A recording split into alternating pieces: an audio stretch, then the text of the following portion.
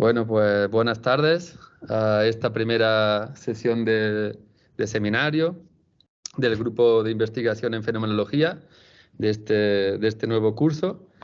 Y tenemos la suerte de tener hoy con nosotros a Guillermo Moreno Tirado, que aunque él vive en Chile, pero está de paso por Madrid unos días. Así que hemos aprovechado para que nos dé esta primera conferencia, sesión de seminario. Lo voy a presentar brevemente, aunque ya quienes estamos por aquí lo conocemos, pero bueno, lo presento brevemente. Tendrá una intervención de unos 40 minutos, ¿no? Aproximadamente, y luego dejamos un rato para el diálogo, preguntas, lo que surja, ¿no? Guillermo Moreno Tirado es doctor en filosofía, con mención internacional y premio extraordinario de doctorado en la Universidad Complutense de Madrid en 2019, con una tesis titulada El allanamiento del lenguaje, un estudio desde la obra de Martin Heidegger. Ha sido profesor del Colegio San Patricio de Madrid y profesor en el Departamento de Filosofía de la Universidad de Oviedo. Actualmente se desempeña como investigador postdoctoral en el Centro de Estudios Filosóficos de la Universidad de la Frontera, Temuco, en Chile. Está trabajando en un proyecto financiado por el Fondesit y el título del proyecto es La irreductibilidad de hablar una lengua, una crítica de la lingüística general a partir de la filosofía de Heidegger.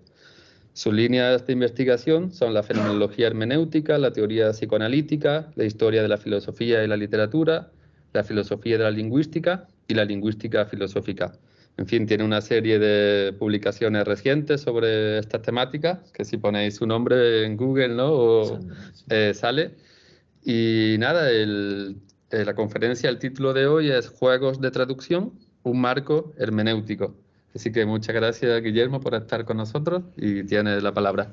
Vale, bueno, pues muchas gracias, Noé, muchas gracias al grupo de investigación por aceptar que pudiera dar aquí una ponencia y discutir estas cuestiones que son las cuestiones en las que estoy trabajando ahora desde hace más o menos ya 6 meses, aunque es un marco que viene de lejos, de la tesis doctoral. Ahora mismo la investigación se encuentra en el segundo año y esta problemática, lo que os voy a presentar hoy, es el centro de esta segunda anualidad y es prácticamente el centro nodal de la investigación donde más teóricamente creo que me la estoy jugando en la investigación postdoctoral. Entonces, por eso también tenía mucho, para mí es muy importante venir aquí a discutirlo en un ambiente de fenomenología y donde se me pueda discutir y demás, ¿no? Bien, empiezo entonces con el tema, con el asunto. El fenómeno, yo suelo investigar en general encontrando algo, encontrando un fenómeno, no directamente hacia un texto, sino hacia algún problema, hacia algún fenómeno. En este caso el fenómeno es el de llegar a hablar, llegar a la lengua. Y digo llegar a hablar para evitar, de momento, asumir ningún concepto concreto que, digamos, limite de antemano cuál es la experiencia, cuál sería la vivencia concreta que estaría en juego en eso de llegar a hablar, o qué me puede interesar a mí en concreto de ese llegar a hablar.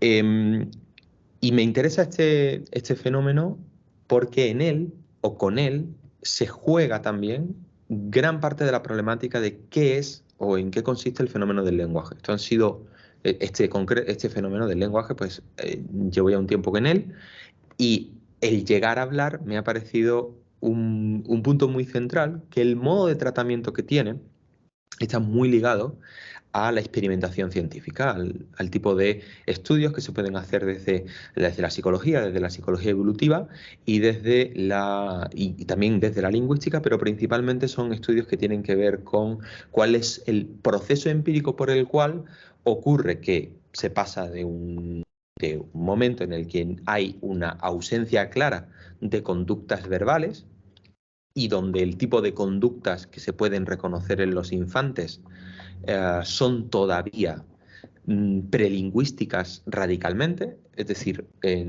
se consideran actos reflejos, al momento en el cual por fin hay ya actos lingüísticos, es decir, conductas verbales o conductas que se pueden en alguna medida interpretar como voluntarias, es decir, que hay alguna intencionalidad. El término intencionalidad, bueno, en estos estudios no se emplea exactamente como se emplea en fenomenología, pero reconocen un espacio un cierto espacio, no voy a decir similar, pero necesariamente estarían dentro de lo que habría pensado Husserl como intencionalidad, aunque ellos el manejo que tienen del concepto es más, si quieren, superficial o liviano, o tiene más que ver con la idea de voluntad en la conducta. Pues bien, los conceptos que en estos estudios se emplean para hablar de este fenómeno son los de aprendizaje, adquisición y desarrollo. Aprendizaje de la lengua, adquisición del lenguaje, desarrollo del lenguaje. El problema es que en el empleo de estos conceptos, esto es uno de los puntos que quiero discutir, en el empleo de estos conceptos se obtura el aspecto de todas maneras fundamental de la lengua. Es decir, en la medida en que se asume que se está hablando de aprendizaje, adquisición o desarrollo, se asume un presupuesto de partida que obtura el que a mi juicio es el aspecto central de la lengua o del lenguaje, o de que haya alguien hablando.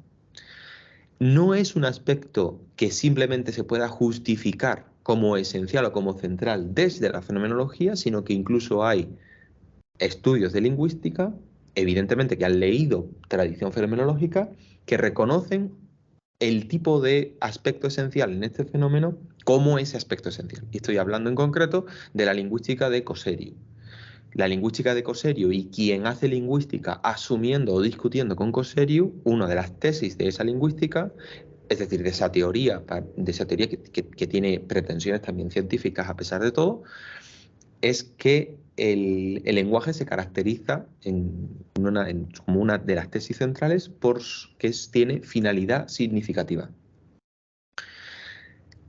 Para entender en qué consiste y para que el fenómeno de la significatividad, de la finalidad significativa esté en juego, ante todo, lo que no se puede estar asumiendo de partida es que el lenguaje es una cosa natural.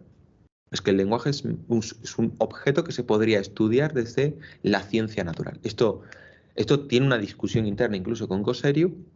Lo que me interesa en este punto es que al asumir los conceptos de aprendizaje, adquisición y desarrollo, el estudio empírico del problema deja de preguntar en qué consiste el fenómeno de llegar a hablar para empezar a preguntar algo del tipo cuál es el proceso empírico que va desde la ausencia de conductas verbales reconocibles a la normalidad en la observación de esas conductas. Entonces, este supuesto que es central para estos estudios va a entrar en conflicto con la irreductibilidad que tiene el aspecto central del lenguaje como finalidad significativa. En la medida en que reconocemos desde la tradición fenomenológica que aquello que tiene que ver con los aspectos intencionales, que aquello que tiene que ver con los actos de dar sentido, con la significación, en la medida en que tenga que ver con eso, en la medida en que algo estemos pensando allí, no es reductible, esto no es reductible ni explicable desde recorridos naturalistas. Es decir, debe haber operado para entrar en algo a lo que nos acercamos, en un fenómeno al que nos acercamos, el cual esencialmente o en su primer aspecto fundamental es intencional, debe haber operado una epoge frente a la actitud natural y por tanto debe haber operado una suspensión del juicio respecto a causas naturalistas o explicaciones naturalistas o aspectos naturalistas en el problema.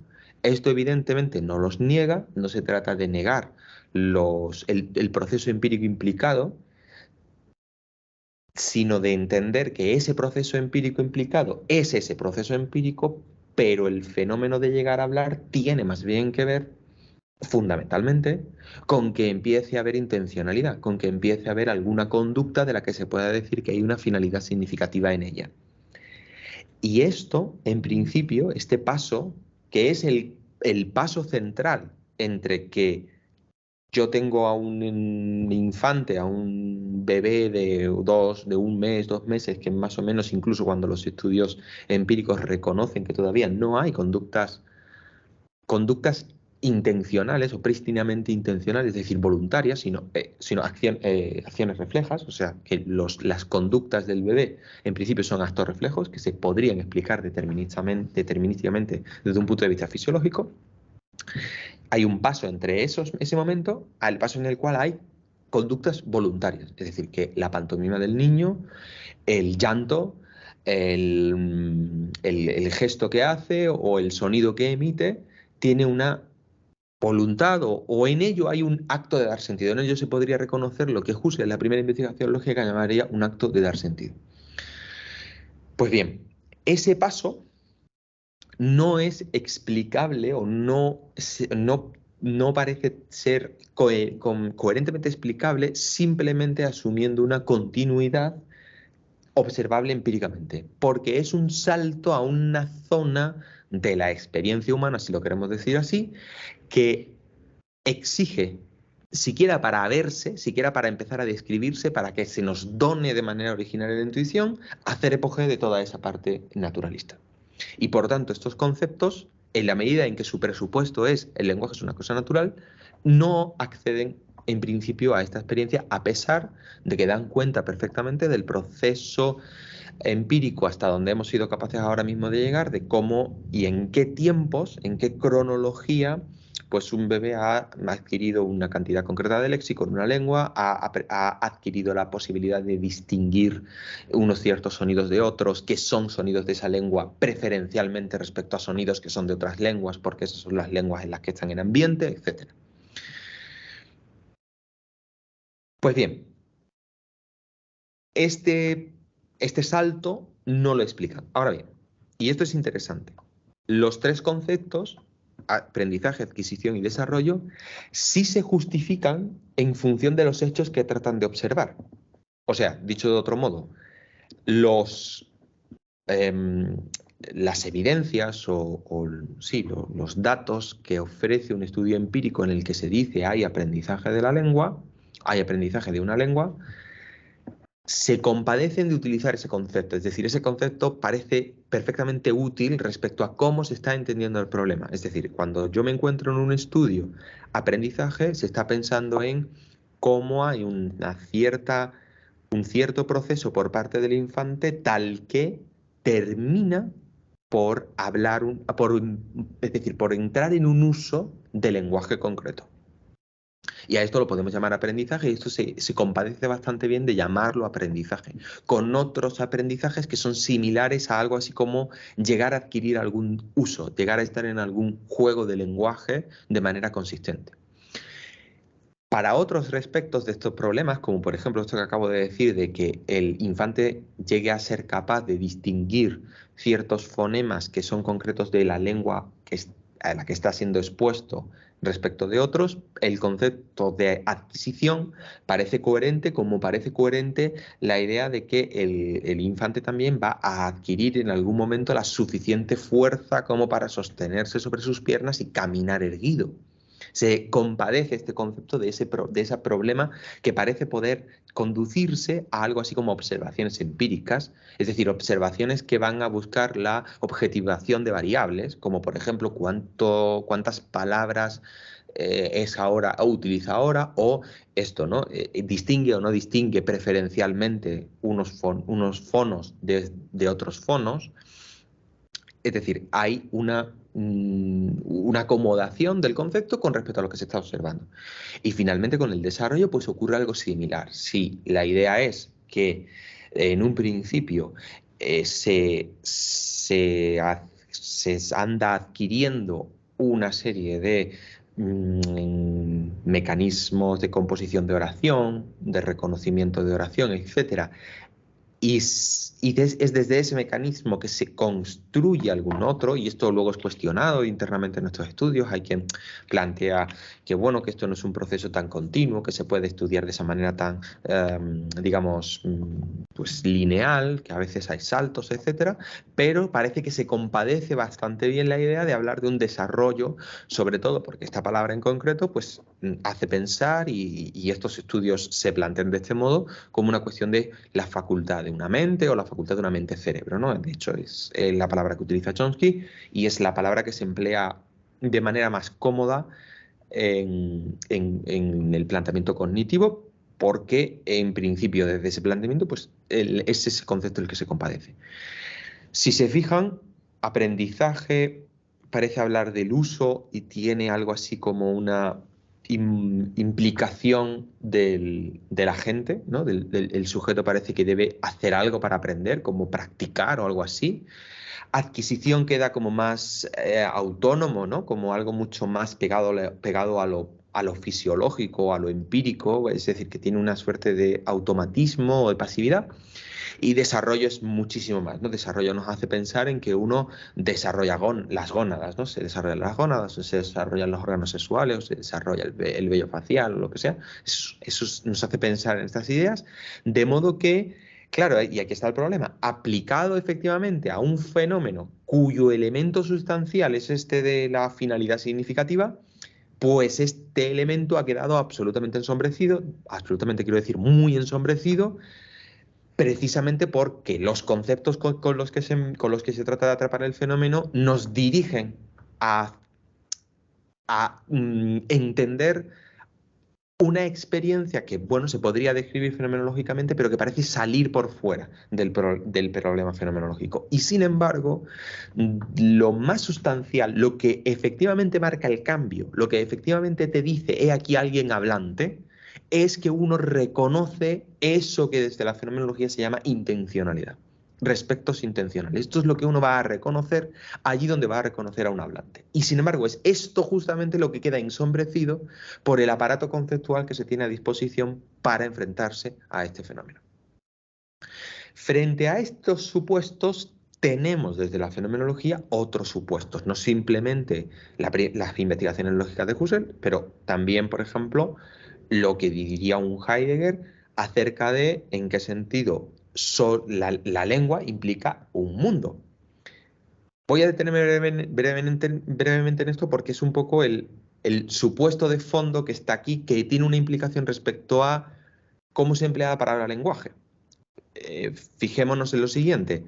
Cuando se sostiene la tesis fenomenológica, de razones fenomenológicas no empíricas, de que una lengua es un mundo, lo que se está sosteniendo es que la lengua es el conjunto de respectos intencionales, de trama intencional, de tejidos de actos de dar sentido en el cual se halla un concreto sujeto y por tanto que aquello que es objeto intencional para una conciencia o de una conciencia o a una conciencia más que en una conciencia, nunca, o sea, lo de en es muy problemático porque nos hace pensar en una caja, no es en, es más bien para o a una conciencia. Eso es precisamente lo que caracteriza la lengua, lo que caracteriza que ese mismo sujeto al cual se le dan o es susceptible de tener noticia de sus respectos intencionales, de sus objetos intencionales para su conciencia, eso mismo es lo que se reconoce allí donde ese mismo sujeto habla, donde ese mismo sujeto se puede reconocer como hablante. Lo cual implica, en cierto sentido, que las lenguas que hablamos son las lenguas que están trabadas con la trama completa de respectos intencionales en la que estamos. Sería un poco la tesis de que donde hay una lengua hay un mundo, o solo hay lengua donde hay mundo, lo cual, pues, efectivamente pone en cuestión, por ejemplo, hasta qué punto el inglés que se habla hoy en Londres es una lengua distinta al español que hablamos nosotros aquí, desde el momento en el que el mundo histórico en el cual nosotros nos encontramos es el mismo en el que se encuentra el inglés, o más o menos el mismo, más o menos homologables entre sí. Eso siempre es relativo, o crea tensiones, o crea fricciones, o hay que discutirlo en concreto, pero deja esa puerta abierta y por tanto también deja la puerta abierta a un cierto cuestionamiento de fondo del concepto estrictamente lingüístico de lengua, el un concepto fenomenológico de lengua quizá muestra cosas que la lingüística no es que no muestre, sino que necesita en alguna medida acallar para poder proceder científicamente, ¿no? Este supuesto nos hace pensar que quizá hablar de lenguaje, decir que uno aprende el lenguaje o adquiere el lenguaje o desarrolla el lenguaje, es quizá haber dicho demasiado. Porque lo que parece observar es que uno siempre ya se encuentra hablando alguna lengua y que por tanto, alguna lengua concreta, y que por tanto lo que uno llega a hablar, lo que uno en todo caso aprendería o adquiriría o desarrollaría sería alguna lengua concreta. Justamente el haber asumido esta posición, el haber asumido ese ejercicio de Piaget con respecto a dar cuenta de cuál sería el núcleo eidético del lenguaje, nos llevaría incluso a considerar que la palabra lenguaje, que el tratar de caracterizar esto así, quizá nos puede llevar a alguna zona confusa, porque el lenguaje nos hace pensar en algo universal. Y aunque cuando uno ya está en una lengua, eso implica una experiencia de universalización y una posibilidad de universalización, asumir que se trata de una en concreto nos hace mantener los pies en la cosa misma, nos hace mantener los pies en el fenómeno. Y no irnos a construir demasiado rápido un aparato conceptual que quizá no se compadece del todo con la experiencia, con la vivencia misma de que uno andará hablando una lengua. Es un poco la idea. Pues bien, en función de este marco, o de este supuesto que se confronta con el otro, con el supuesto que toma la lengua como una cosa natural, que es el de las ciencias naturales, bueno, no es de las ciencias naturales, sería el que estaría operando en estos tres conceptos, uno se pregunta con qué otro aparato conceptual se podría atrapar el fenómeno de llegar a lengua, es decir, se podría conceptualizar hermenéuticamente, de ahí lo de marco hermenéutico. De marco hermenéutico querría decir eso. ¿Qué fenómeno podría ofrecer comprensibilidad de este? O sea, ¿qué concepto podría ofrecer comprensibilidad de este fenómeno? Hay, al menos en el concepto de traducción, la posibilidad de encontrar esa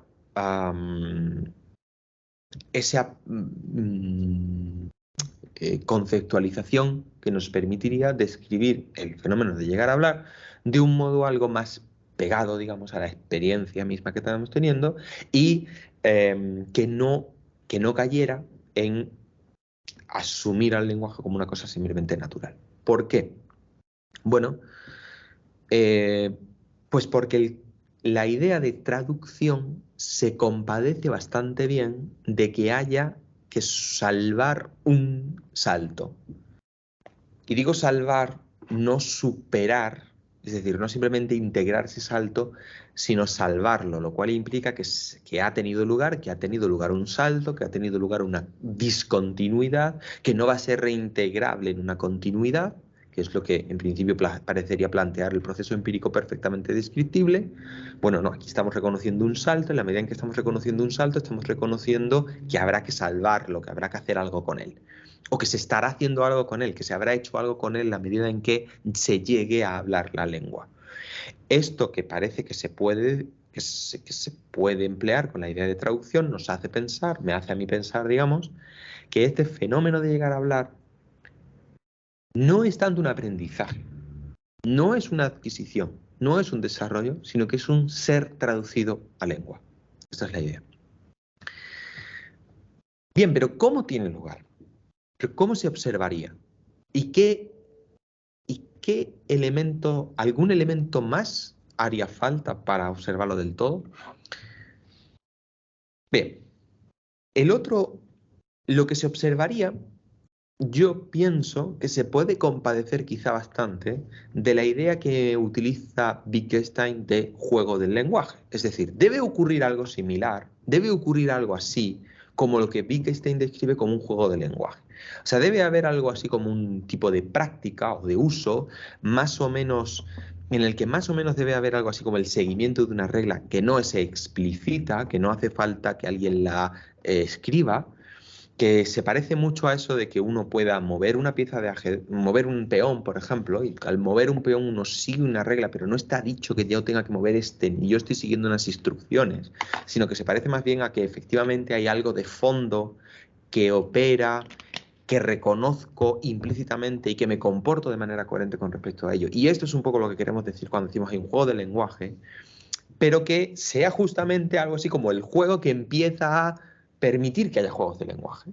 Por eso, por esta idea, parecía que se imponía hablar no tanto de que de que alguien te traduce, como si alguien se pusiera efectivamente a traducirte a lengua, sino que hay una serie de juegos de traducción, se generan juegos de traducción en ciertos momentos señalados, muy cotidianos, pero muy señalados, porque son los momentos a partir de los cuales va a empezar a haber eso de intencionalidad, que implican a ese que todavía no es del todo hablante, y no lo es todavía, desde luego, y a quien ya necesariamente sí es hablante y que está necesariamente presente en esa experiencia en la medida en que haya lengua. O sea, en la medida en que haya sujetos hablantes, en la medida en que haya en que haya hablantes, siempre es en plural. O hay el hablante, siempre hay los hablantes, ¿no? Y estos son los cuidadores, los padres, las madres, los tíos, las tías, o como sea que eso se configure. Los cuidadores de ese infante todavía, digamos, no inserto del todo en la lengua, no todavía hablante, que esos estudios empíricos incluso reconoce como un ser cuyas conductas observables son reactivas, si son reactivas a estímulos. Y que en cierto momento esa misma investigación empírica que estaría dispuestísima a reconocer que todo el tiempo se trata de reacciones, reconoce necesariamente que hay cierto momento en el que las conductas ya no son meras reacciones, sino que son voluntarias, intencionales, empiezan aquí a meterse todo ese tipo de conceptos quizá no del todo bien tratados, que, bueno, desde la fenomenología los tenemos más o menos claros y no me voy a entretener en ellos. Bien, pues este paso, este salto, es el que tendría lugar por juegos de traducción. Admitir esto implica al menos admitir que los cuidadores se comportan en estas escenas a partir de lo que podríamos llamar un supuesto de anticipación de la perfección. Esto se lo debo a las lecturas atentas de este trabajo de Francisco Ábalos en la Universidad de Chile. Él me sugirió que lo pronunciara de esta manera, que lo articulara de esta manera, el supuesto de anticipación en la perfección. Claro, consideren ustedes ese padre, esa madre, esa tía, esa abuela, ese tío, ese abuelo, ese tutor legal que se enfrenta al infante prelingüístico, preintencional, si quieren ustedes, pero del que todos esperamos que sea un perfecto agente intencional en algún momento. Pues efectivamente este es el modo como se comportará este agente intencional, asumiendo que las conductas que el investigador le dirá insistentemente que son reactivas, asumiendo que todas las conductas son ya conductas lingüísticas, conductas intencionales, conductas de actos de dar sentido. Y de ahí que nos encontremos en la literatura clásica sobre estos problemas, por ejemplo, en el texto muy clásico de Jespersen sobre el lenguaje, su lenguaje, su naturaleza, su origen, etc. En este texto, el mismo Jespersen pues nos dice, les leo, dice, desde la perspectiva del niño, un llanto no es un modo de decir nada, pero sus mayores, sin embargo, pueden leer algo en ello y correr a aliviar el problema. Esta posibilidad de poder leer, este poder leer es el supuesto de anticipación en la perfección de que allí, que todavía hay que reconocer que no hay un sujeto hablante, habrá un sujeto hablante. Pero es una anticipación. Y si el niño se llega a dar cuenta, claro, aquí Jespersen juega con la idea de que el niño se diera cuenta, es decir, si el niño se da cuenta, si el niño efectivamente se da cuenta de que le están leyendo el llanto, entonces ya está, ese es el juego de traducción, no sé si lo vemos. No sé si vemos cómo esto debe haber aquí algo O sea, podemos reconocer un aspecto de este fenómeno que tiene que ver con algo muy similar a como un Wittgenstein habría descrito algo así como los juegos de lenguaje. Si el niño llega a dar cuenta, como pronto ocurrirá, que cuando sea que llore, alguien viene y le trae algo placentero, aunque solo sea compañía, no tardará mucho en hacer uso de este instrumento siempre que esté incómodo o quiera algo. El llanto, que al principio era una acción refleja, es ahora una acción voluntaria. Este es el punto. Darse cuenta es eso de saber del objeto intencional para una conciencia. De saber de eso, o sea, de que pueda darse cuenta de lo dado a la intuición. Esto es el darse cuenta. Y este darse cuenta es el darse cuenta de que se le está a uno poco a poco introduciendo en eso. Esto efectivamente se puede observar cómo es el desarrollo cognitivo, incluso si queremos. No creo que sea incompatible estas observaciones con algo así como observar desarrollos cognitivos o desarrollos fisiológicos, etcétera, pero evidentemente aquí hay algo que no es reductible a esos desarrollos, que es que no es conceptualizable por ellos y que tiene que ver con que el infante se pueda percatar de que está ante respectos intencionales. Y que tiene que ver, por tanto, con que el infante está llegando a ser un agente intencional. Y es esto lo que marca que hable. No tanto que vaya adquiriendo no sé cuánto léxico, o que desarrolle no sé qué estructura gramatical, o que aprenda no sé qué uso. Eso será fundamental en momentos concretos de su ya ser hablante, pero será hablante en la medida en que se dé cuenta de que alguien lo anda traduciendo. O sea, que entre en un juego de traducción. Estos juegos de traducción se notan en contextos relativamente normales. Vemos a un bebé que llora y la madre o el padre rápidamente se acercan y le dicen: ¿pero qué tienes, mi vida? ¿Qué te pasa? Es que ya quieres comer, pero si todavía no te toca. Y le hablan al bebé. Cuando es manifiestamente evidente que el bebé no podría dirimir si es que tiene hambre o si es que está incómodo. El bebé no va a dirimir eso lo está dirimiendo el cuidador.